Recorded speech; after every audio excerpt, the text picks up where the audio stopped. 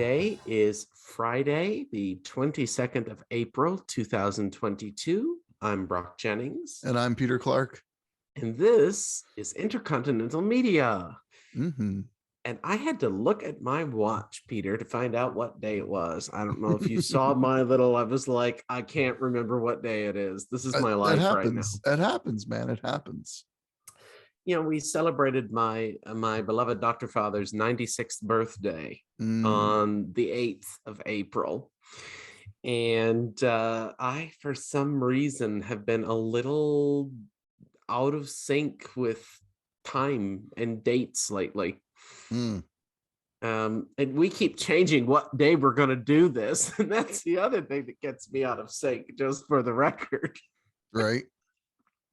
I mean, not that I'm particularly busy at the moment, so it's no problem. It just gets me like, what day is today? Is it Wednesday or is it Thursday? Or anyway, so today, Peter, we have come together for a very special film, and our first film that is entirely out of the horror genre since we started this little venture. Yes. And what film did we watch today, Peter? We watched Air Force One. Yes, we did. I thought that was going to be more like impressive than it was, but it was Air just like Force One. There we go. We watched Air Force One. And Peter, what do you think? We've stepped out of horror. You know, I can't remember how many episodes we've done because, you know, we've known one another so long and we've been behind microphones together for so long. It all just blurs together for me. Yeah. So I don't know how many we've done of this particular incarnation, but how was it for you to step out entirely of horror? Well, I love this movie. I think it's great. I think it's absolute artifact of its time. The satellite phone with almost no battery and well, now it's interesting that you say artifact of its time, not only because of the things like antiquated cell phones, at least antiquated from our 2022 vantage point. Right? No, absolutely. But also, I mean, is he not like a version of Bill Clinton? I mean, come on. Oh, Bill Clinton was never that macho. I mean, not macho, never that manly. Now we're going to go to a whole discussion of what manly means. Right? No, oh my gosh, what have I done? Yeah. Maybe we don't open that can of worms, and let me just ask the larger question that was behind what I said. What do you think Harrison Ford's character, which president do you think he was modeled on, or which succession of presidents was he modeled on? I think it's his own thing. I think he's an idealized sort of, he has like the combat experience of George H.W. Bush, but George H.W. Bush, you couldn't envision him fighting his way out of a plane. Mm-hmm. And he's certainly not Ronald Reagan. Certainly not Ronald Reagan. No, I think he's his own thing. It's his own idealized version of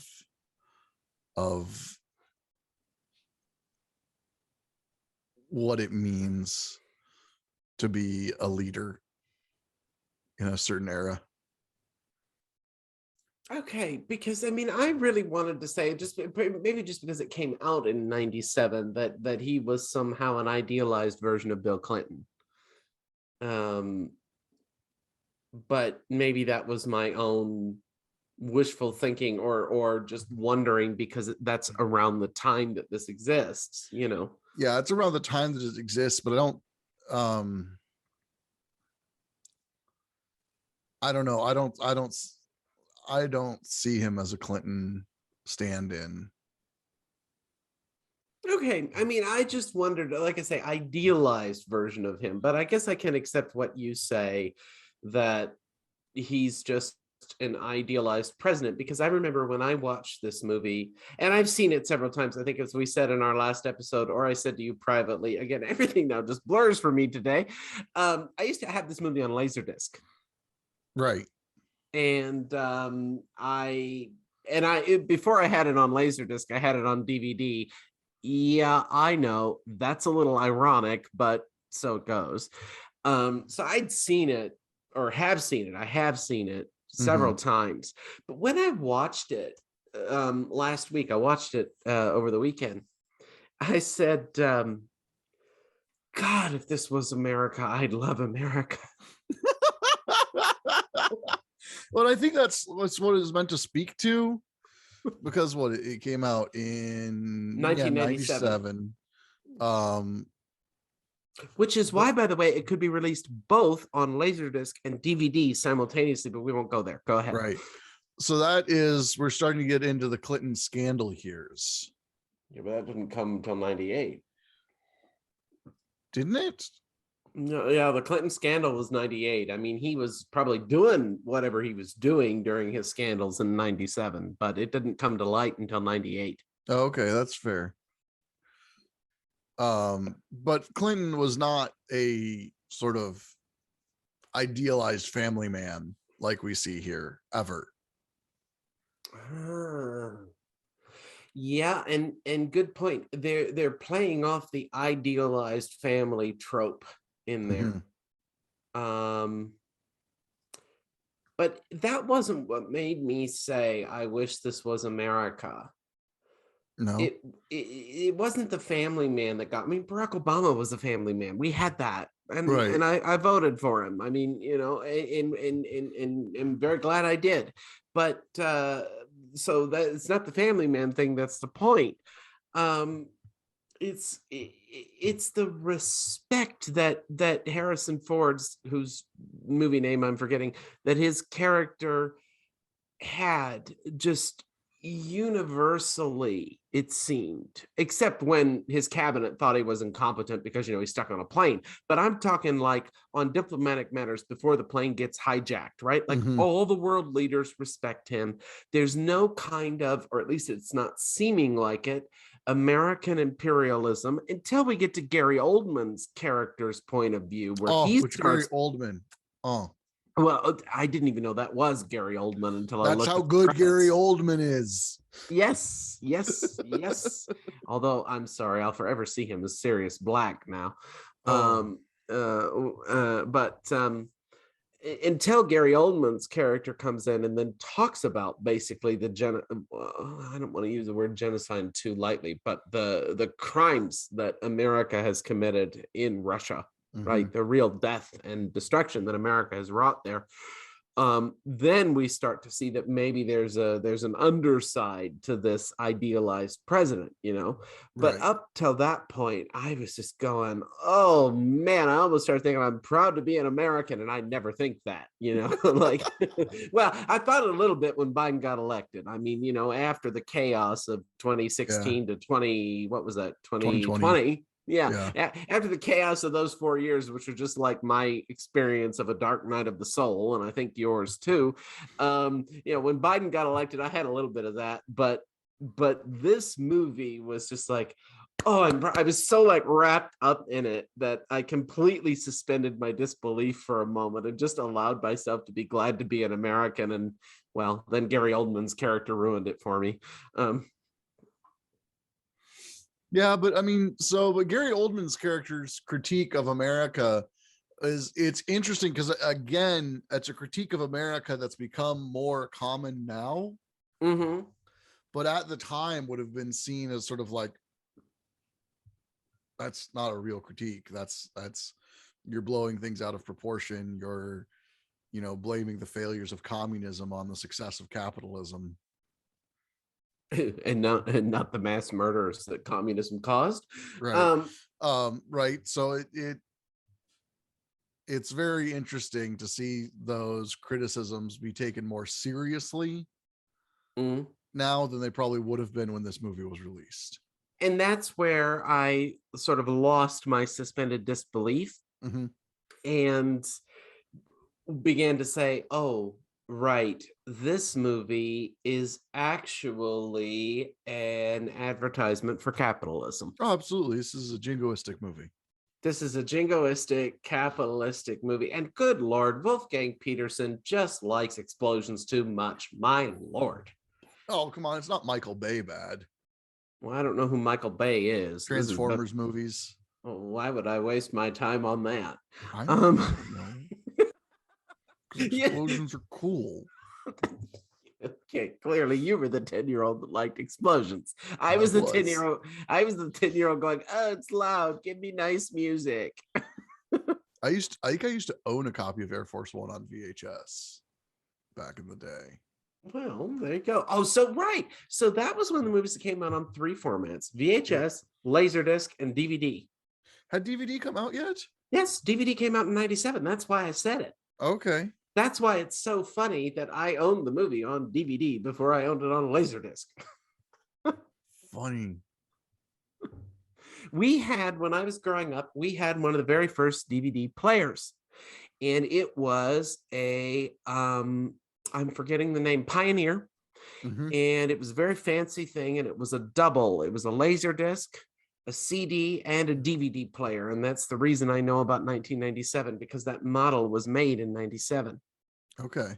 And so Air Force One was then available on DVD, and then I inherited, for a time. I no longer have it, but I inherited that nice player, and so then I built myself a collection of laser discs, and thus went back to Air Force One. And yeah, and I had the special edition, and and I think the special edition Laserdisc had material on it that wasn't on the DVD, and that's often the case, actually. And so any movie from about 1985 to the last one released was Saving Private Ryan, whenever that came out, 01, 02. Any movie from that period that can be found on a deluxe Laserdisc usually has better extras on it than the DVD version. Interesting. And that's how I got into this incredibly nerd subculture of Laserdiscs. And am kind of proud of myself for that. Hipster. I was a hipster before it was cool. Mega hipster. Yeah. But in any case, I forgot what we were talking about. Oh, jingoistic capitalism and the explosions that Wolfgang Peterson likes to do. I don't know if you ever saw Outbreak, but that's another Peterson film. I had it on Laserdisc from 1995. And virus outbreaks in Northern California. Right. I've heard of it. I've not seen it. Oh, well, maybe we'll have to look at it sometime then for here, but I've seen enough explosions, so we'll do something else for the next week. I just can't. Oh God. But in Outbreak, he does it there a couple of times in the movie. It's like, yeah, you just want to go boom. You're just the kid that likes things that go boom. And Dust Bolt is the same way. I did not have that one on Laserdisc, by the way. But Dust Bolt, stop laughing at me. No, never.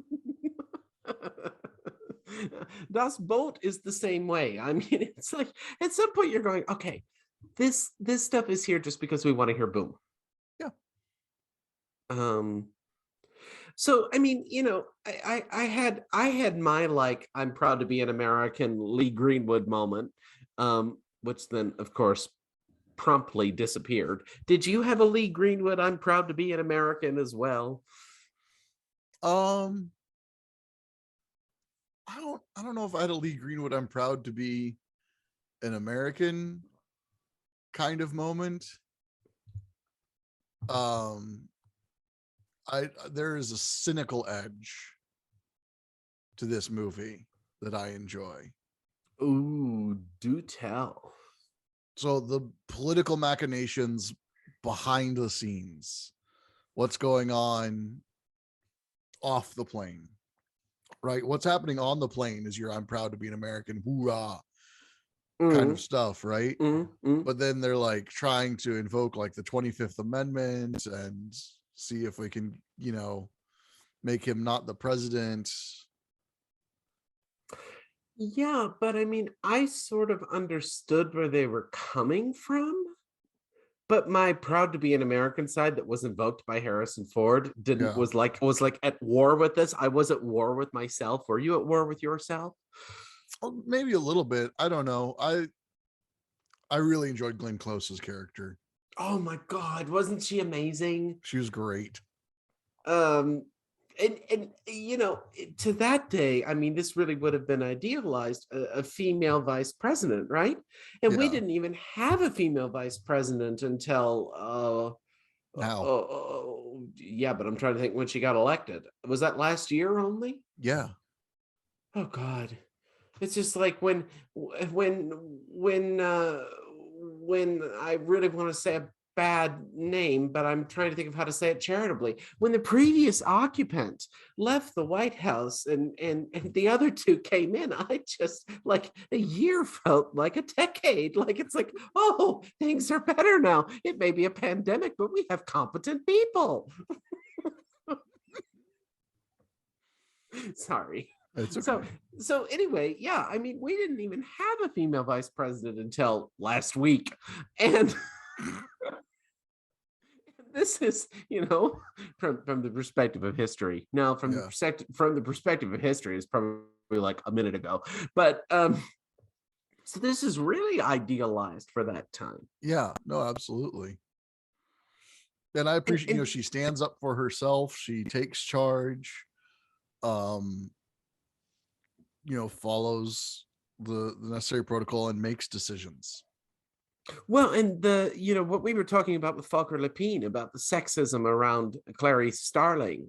Right. Glenn Close's character has got that too. That general. Oh Um, yeah, absolutely. And that's actually a reference to oh, I can't remember his name, but the Secretary of Defense under Ronald Reagan, who when Reagan went in for an operation, he said, "I'm in charge here," and tried to break the chain of command, break the chain of succession. but Reagan didn't have a female vice president. No, he didn't. But that whole the Secretary of Defense trying to claim that they're in charge. Ah, okay. That's a That is. reference to something that actually happened under Reagan. Oh, okay. All right. I wasn't aware of that. So there are the two levels. One is the showing of the sexism in politics, Yeah.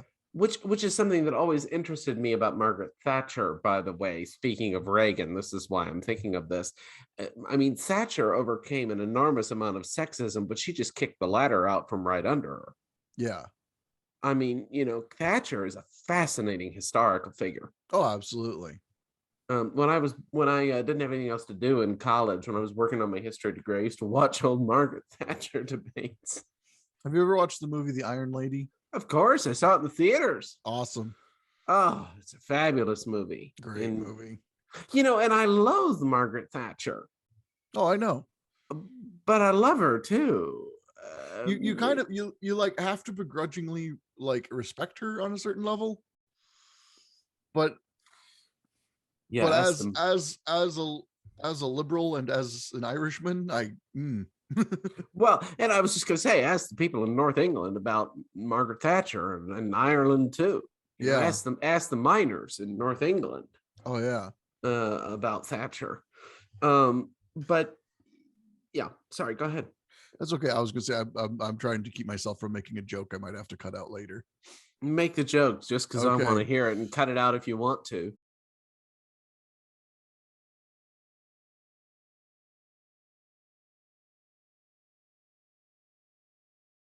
Yeah, you're gonna have to cut that one out. Yeah, I'm gonna have to cut that one out. So yeah, I mean, this movie, I can't remember if it was successful or not. Did you see it in the theaters? I did not. It was, let's see, 97. I'd have been 13. Are I'm you pretty that sure much I saw older it on than me? home media first. What'd you say? I said, are you that much older than me? I am. You were 13 in 97? Lord Yeah. Jesus. What was this movie rated? PG-13 probably. Was it rated R? I think so. Wasn't it? Let's look it up. Looking it up, looking it up. This is where our viewers love us, because we look to my or to our phones and Google things. Air Force One rating, movie rating. You'll have to cut this out too. That's all right. Um, Not reviews, rating. Oh, it's rated what? R. Yeah, so I What? wouldn't have been able to see it in theaters. Well, I told you it was rated R. You didn't believe me. No, you're right. You're right. It's rated R. I wouldn't have been able to see it in theaters. I thought you Parents could go wouldn't have to. let me. I thought you could go to our movies if the parents let you. Oh, your parents wouldn't have let you. Yeah. Okay. I can't remember. I mean, I'm younger than you. I can't remember if I saw it in the theater or not. Some of those things I saw when they came out, even if I probably shouldn't have. I did. I saw LA Confidential when it came out, and I was like 10. So you know that The first nudity I saw in film was in the movie Dave. I have no idea what that is. It's a romantic comedy starring Kevin Kline as Journey Weaver. It's about the president goes into a coma, and so they hire a presidential impersonator to come in and pretend everything's okay. Oh, that's hilarious. And there's nudity in that. It's rated PG-13, but there's brief nudity in it. Well, I'm living in Germany now. Americans really don't know what nudity is. Oh, I know, right? Yeah. Yeah, But so I remember, I just that's a memory that's burned into my brain. And my mom took me to see it in the cheap theater. Oh, speaking of theaters, Peter, can you imagine what this movie would have sounded like in a big old theater with surround sound? I mean, I think there's a whole generation that lost their hearing just by going to this. I mean, that would have been great. I love that, the big booming bass. Yeah, I know it's not your cup of tea, but I love it. I just, loud movies. I love Harrison Ford. Let's just put that out there. I love Harrison. What's not to love? Yeah, but I don't particularly like him in Star Wars. I know everyone's I'm not. He's a devilish rogue. It's my whole problem with Star Wars. The only one I like in Star Wars is Darth Vader. It's been that way since I was 5 years old. He has one of the greatest lines in the entire Star Wars series, which is when Leia calls him a scruffy looking nerf herder. Like she has a string of insults and it ends with scruffy looking nerf herder. And he replies, "Who you calling scruffy looking?" Yeah, it was lost on me. Great. It's so great. I fast forward so I can see Darth Vader. I like Darth Vader's story, and I like Yoda, and Yoda's just fun to imitate. Yes. But no, I saw the first 3 Star Wars, and only one, we had that on Laserdisc too. And then I went to that one with Anakin. It was shot in Australia in 2000, episode 1. That's it. And I saw that with him, and I didn't see another movie since with Star Wars. Wow. There was one that came out when I was in college. I think Revenge of the Sith. Episode 3, yep. Yeah, episode 3. I saw excerpts of that, but never watched it. And now I'm so far, I mean, I could never catch up. So I just watched the first 3 and fast forward to the scenes of Darth Vader like I did when I was 5, and there we go. That's my Star Wars knowledge lost on me. You are talking to the father of a Star Wars family. Like, Sam is super into Star Wars. I'm super into Star Wars. If there's any nerddom that Kate knows anything about, it's Star Wars. Okay, well, I like R2-D2 as well. Does that count? Sam, like, okay, so there's a new Lego Star Wars game, Mhm. and Sam's already complaining that they didn't get the color of the lightsabers right for some of the characters. Oh wow. Oh And wow. is one of the characters.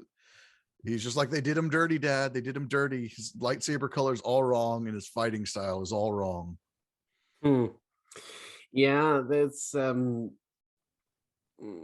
Harrison Ford in Star Wars was my least favorite character, I think. I always like Darth Vader. I like stories of people that start out good and innocent and go bad for some reason.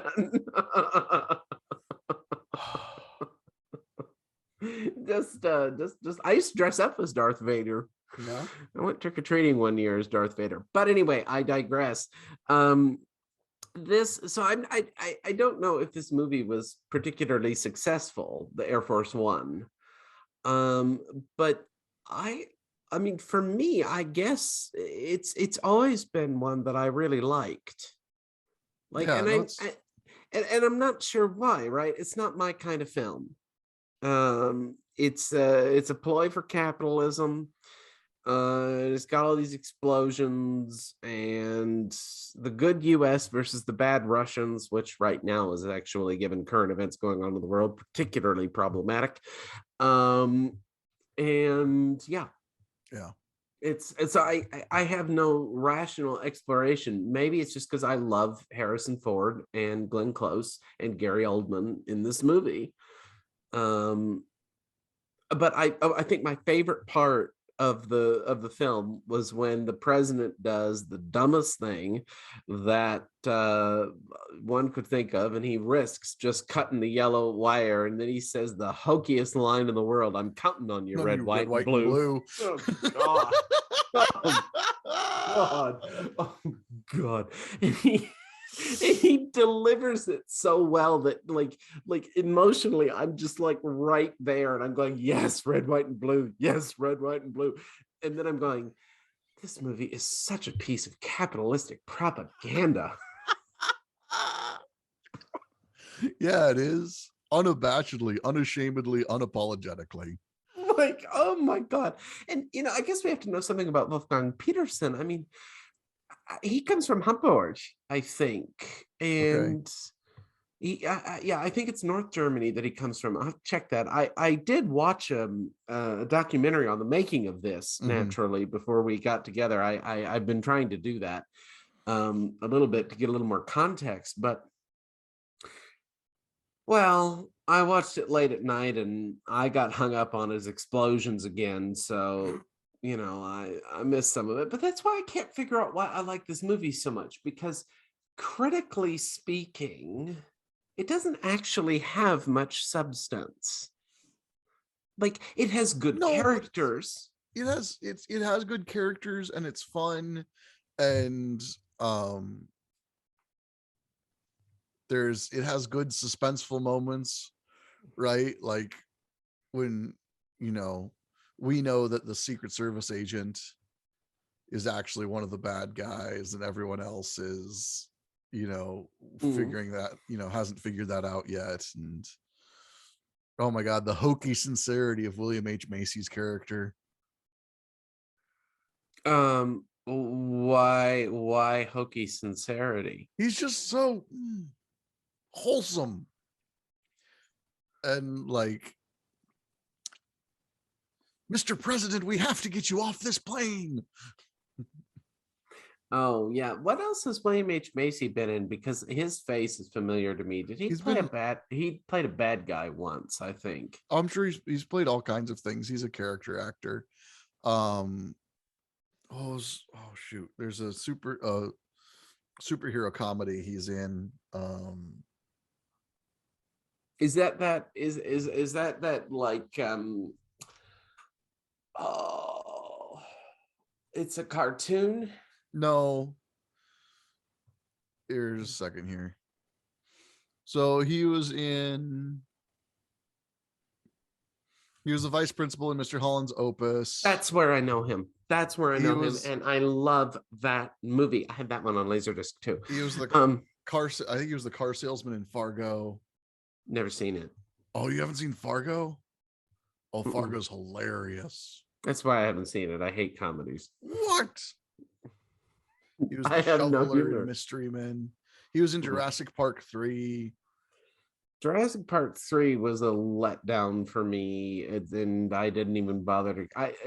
I want to know. You make one good movie, maybe you make two good movies. Jurassic Park 2 is good. I saw The Lost World and Jurassic Park both in the theater, and yes, I had them both on Laserdisc.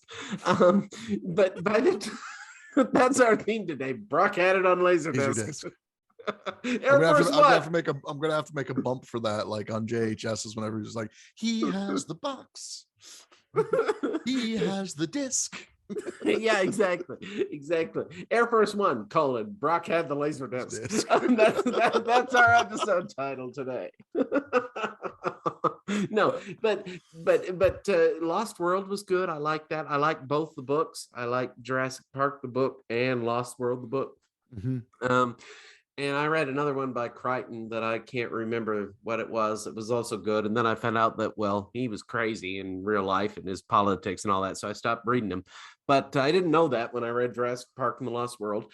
But by the time they got to Jurassic Park 3, I said, well, how do I get my 2 hours back, right? And I so often say that. My favorite part of Jurassic Park 3 is the DVD commentary. Is Taya Leone on that commentary? I do like her. I don't remember. It was mostly special effects guys on the commentary. Oh, okay.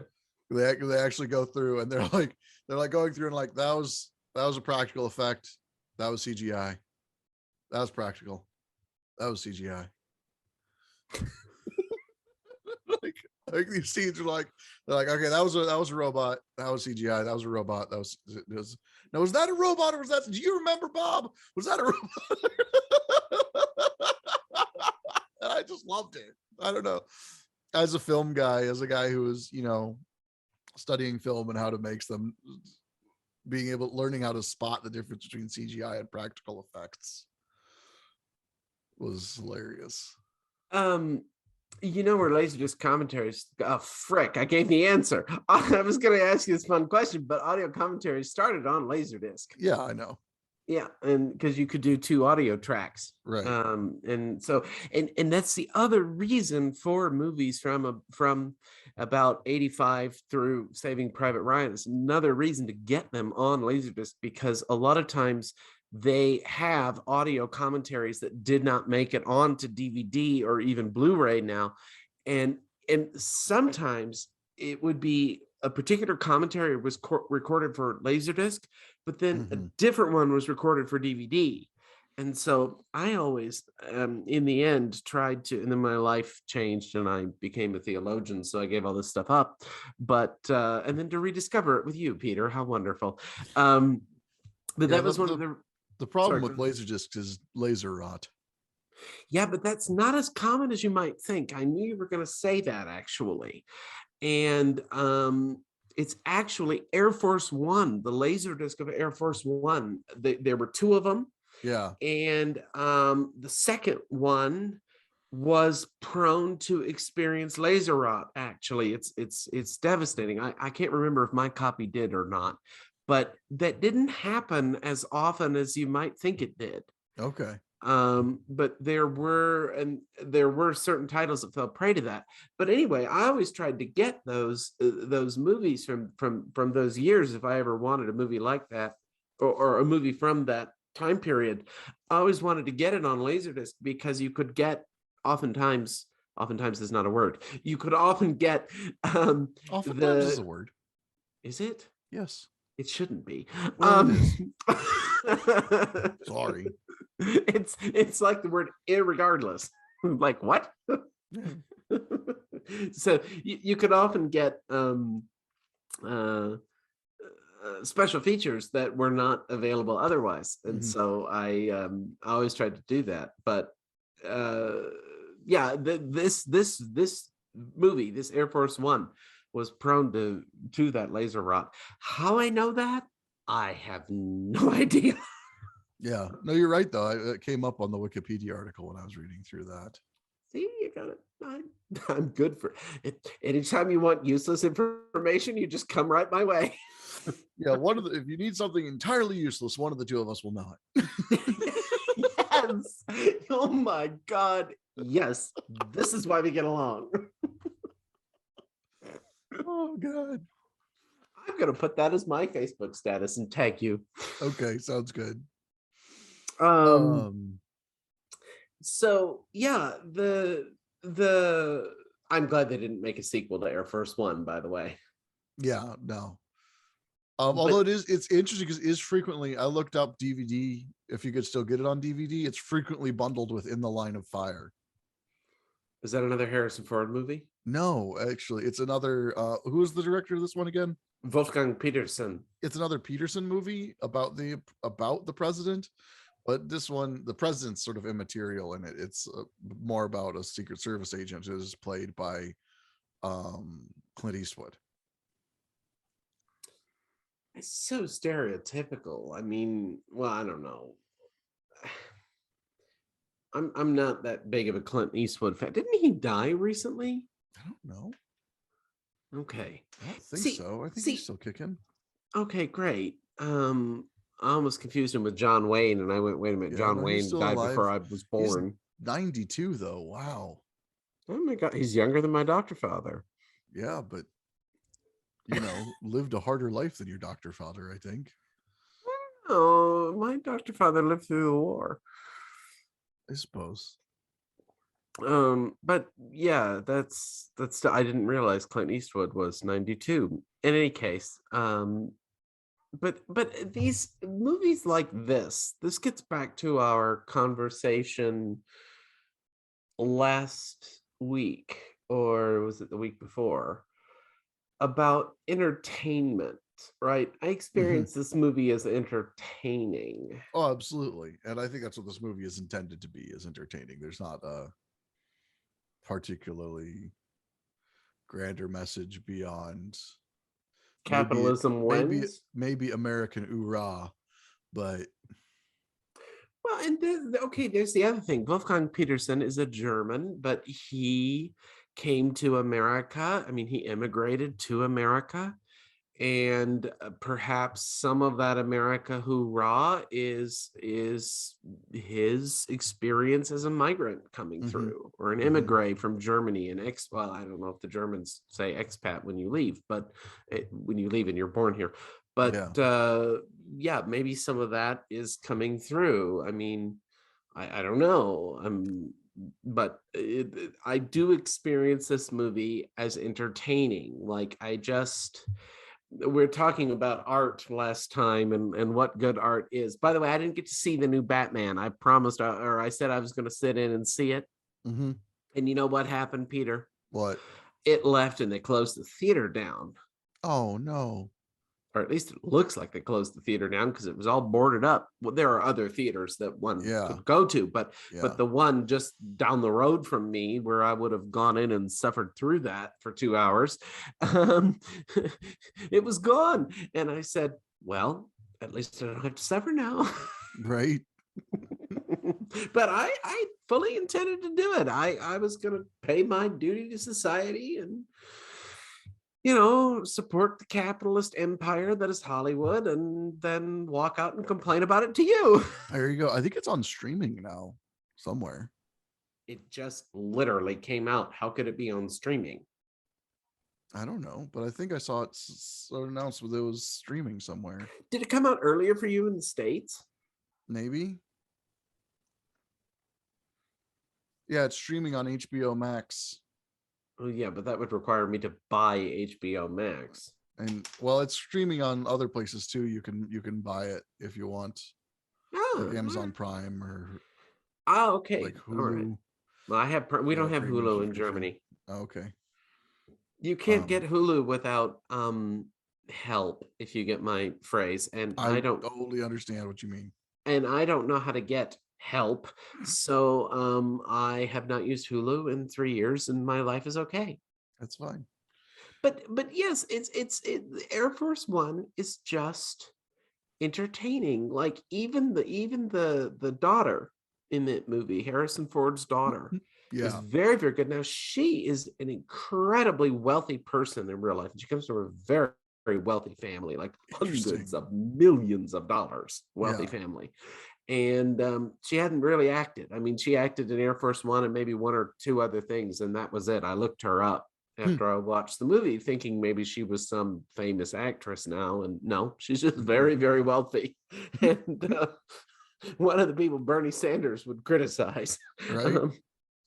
But yeah, I mean, I think the reason this was entertaining was all the characters were somehow believable.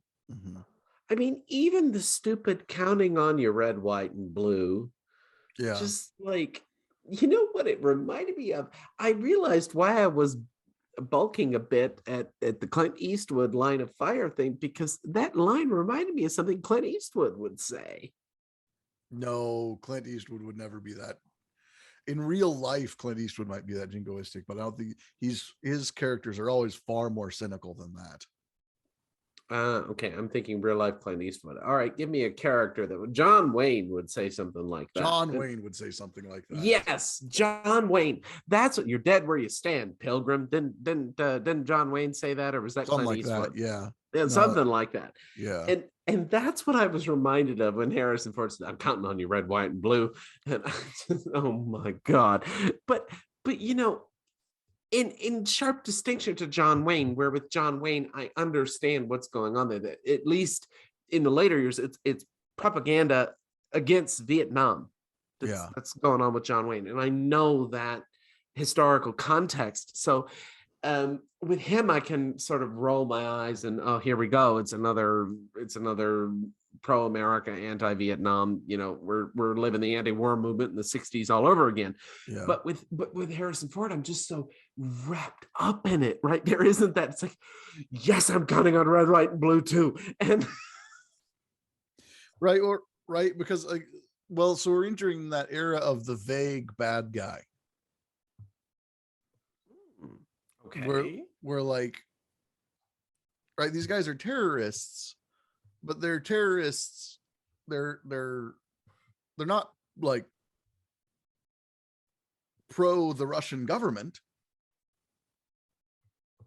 They're actually anti the Russian government. They're anti the Russian government and the American government. They're these vague, unaligned terrorists that we see in the late 90s through the mid 2000s. Right.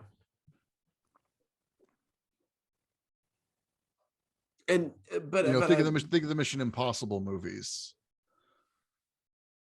They're not fighting the Red Menace. There is no Red Menace to fight. They're fighting vague, unaligned terrorists. So in other words, Gary Oldman's character was just an anarchist. Right. Well, he's a communist, but communist Russia doesn't exist anymore when this movie comes out. I see your point. I missed it a second, and now I understand it. The movie. What do you mean by the era of the vague bad guy? Because in real life, the U.S. was not fending off pseudo communists, or well, because in movies, so before that, bad guys in movies would be like Russians or East Germans or communists aligned with a particular country. Right. You think of the Roger Dalton James Bond era, or the Sean Connery James Bond era. They're fighting the Russians. I haven't seen a lot of that, but I'm not surprised. Okay. Then you get into the Pierce Brosnan James Bond. Now he's my James Bond. Right. So he's fighting vague, unaligned terrorists. Which exactly, now I understand what you're talking about. It exactly mirrors what the US was doing until Al-Qaeda became someone to fight in 01, but that was actually vague too. Right. That was ultimately vague. We were at war against an ideology. Yeah.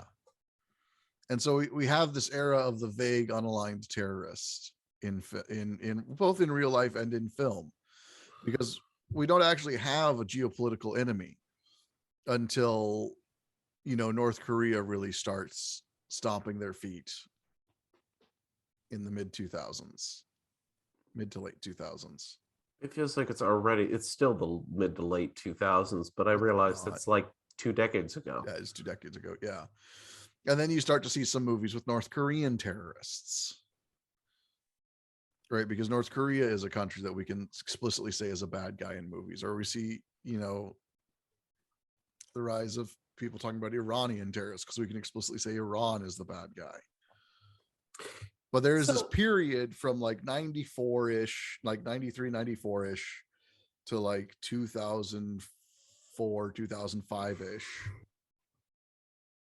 where you can't say you can't say that country bad. I'm just attempting to process this, and by processing it, I'm going to respond with a question. Yeah. So, how is it that Hollywood movies aren't just massive jingoistic American capitalist propaganda machines? They are. Right, Absolutely, exactly. Yeah. At least in the action genre. Yeah, absolutely. That's what the action genre is. Now I understand why I don't like the action genre. I mean, I love it. I go in with my grain of salt on my shoulder, right? But I love the action genre precisely because it is a commentary. And sometimes you'll get a subversive action movie that sort of spins the dial or makes the bad guy relatable or something like that. Was Gary Oldman a relatable bad guy in this movie? No, he was too Crazy. cavalier with human life. But he tries to be relatable when he speaks to the president's daughter, doesn't he? Right. He tries to be. But he never does it. Right. He never does it. Not like Magneto is a relatable bad guy. From the X-Men? Yeah. I never saw that. He's a Holocaust survivor. The only one I remember the guy with the thing here, the glasses. Cyclops. That's it. And I remember Wolverine and Gambit. Okay. Magneto, especially in the movies, he goes back and forth in the comic books where he is aligned because he's a very complicated character. But he's a Holocaust survivor. And so he's seen what the worst of humanity can do to people they deem other. And so then he knows that mutants will be deemed other. And so he lashes out in anger. Now that's interesting. I hadn't thought so much about the social commentary behind movies. I mean, some of it I knew, right? Like the John Wayne stuff I knew. I just didn't follow the thread all the way through, right? I kept like separate compartments, but I didn't see the overall thing of this other layer of the purpose of movies, which is to either, I think, indoctrinate us somehow. Particularly if it's made in Hollywood.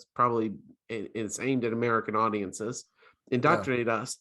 B, indoctrinate the rest of the world that the American way is the best way because of the distribution rate of American movies. Right. Note, one could go see Batman with Robert Pattinson in Tübingen up until a week ago, right, even though I missed it.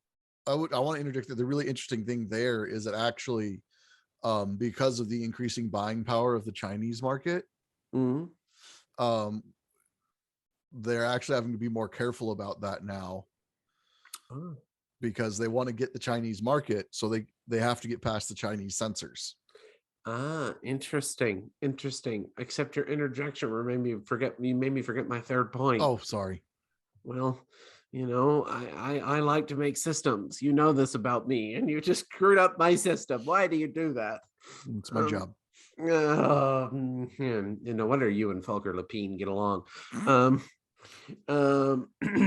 Yeah. So in any case, there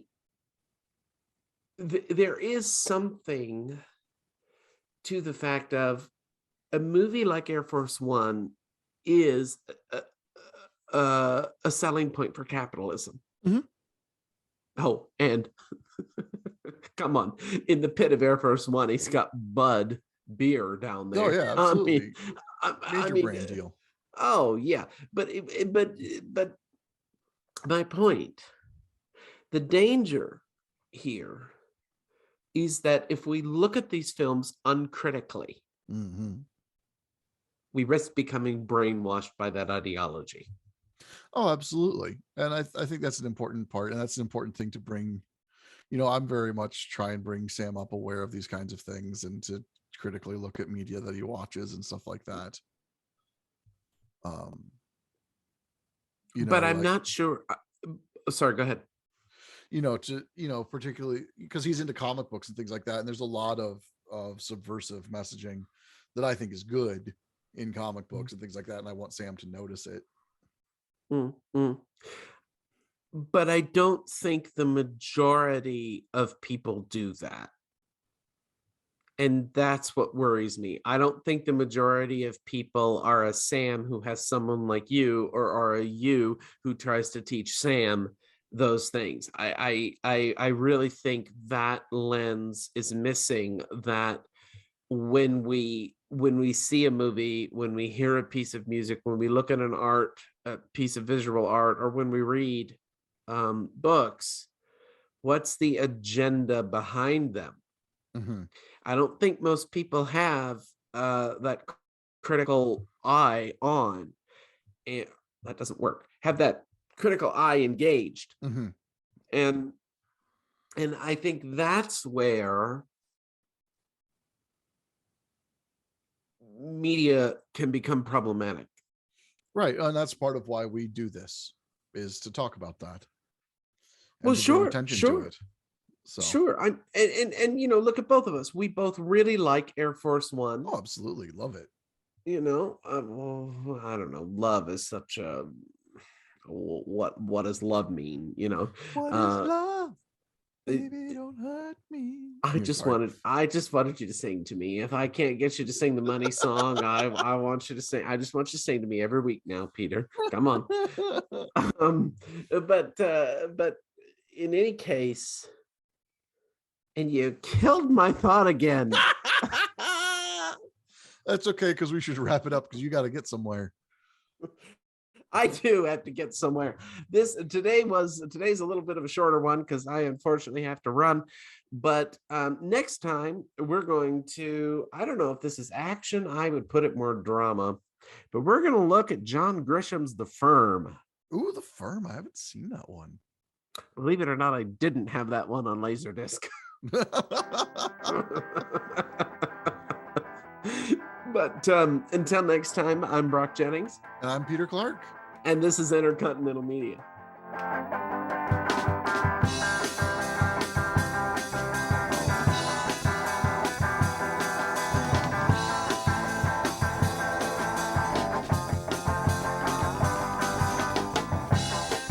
You're not gonna